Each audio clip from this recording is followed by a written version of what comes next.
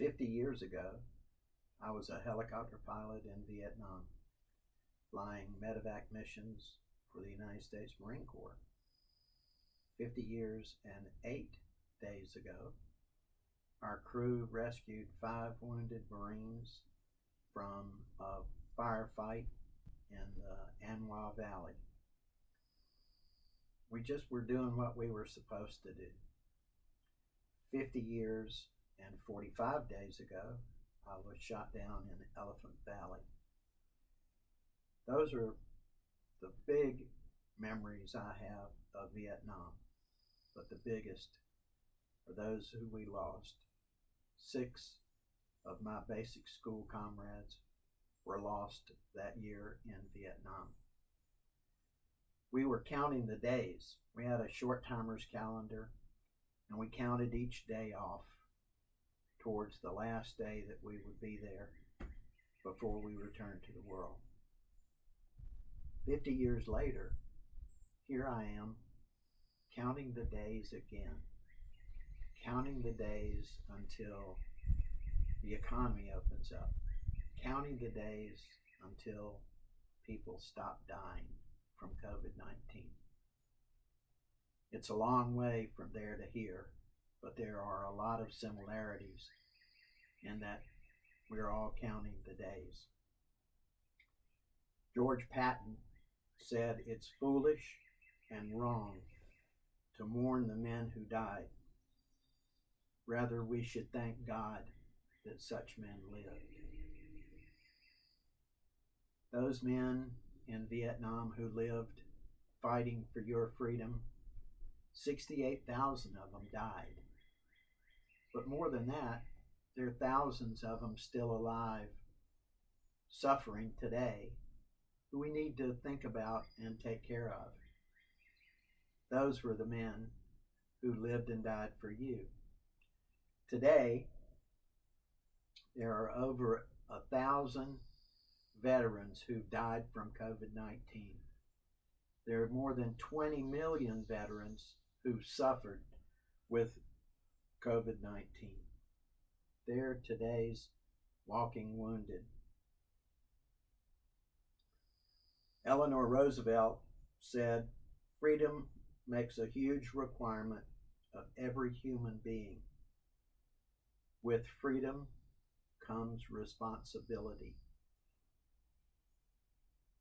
Today's military is 100% volunteer, and they're just 1% of the total population. It's difficult to empathize with that small number of people, but one day they'll be the ones who we're praying over. Today also, there are doctors and nurses and janitors and truck drivers and meat packers. There are all these people who are just doing their job, taking care of us. And that's what the military was doing. We were just doing our job. And today we need to pay attention to those who've served us, both in the military and in the medical field, and all of those doctors, nurses, teachers, all those and their families who've given so much for us. Now, Memorial Day is about those who've given their lives. A lot of times you'll want to say to a soldier, "Thank you for your service." There's another quote from an unknown source that says, "If you want to thank a soldier, be the kind of American worth dying for." Veterans of all walks of life, we came from everywhere. We were farmers and doctors and teachers, just citizens.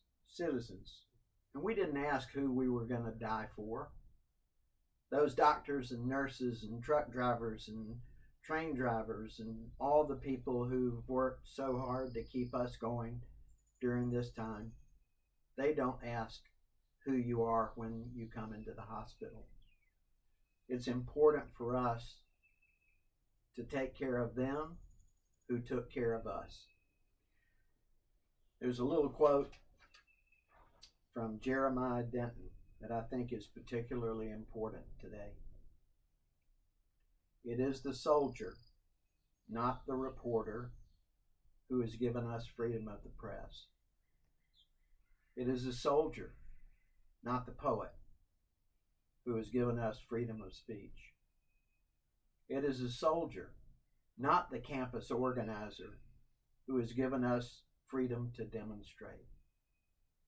It is the soldier who salutes the flag, who serves beneath that flag, whose coffin is draped by that flag, who allows the protester to burn that flag. Grant them eternal rest, O Lord, that light perpetual shine upon them. May they rest in peace. Amen.